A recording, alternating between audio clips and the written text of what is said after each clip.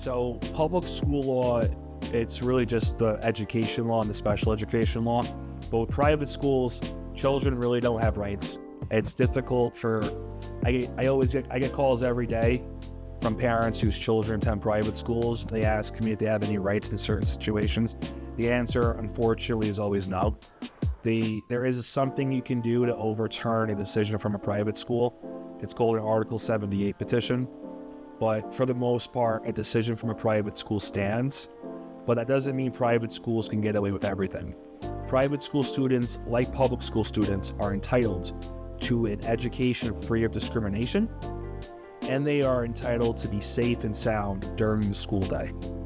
But private schools can really get away with a lot more than public schools can. For example, if your child is to be suspended or expelled from a private school, they can just do that.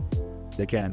Whereas in public school, you have to go through certain due process rights and due process procedures. But private schools, unfortunately, can get away with a lot, which does make them attractive and unattractive, which means it's a double-edged sword.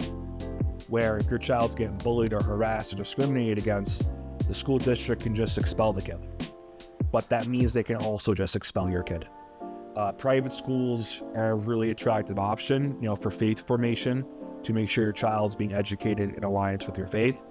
And also, a lot of these private schools have better educational programs than a lot of the public schools. They're closer settings, they're more intimate classroom, but you lose a lot of the due process rights that you would get in a public school.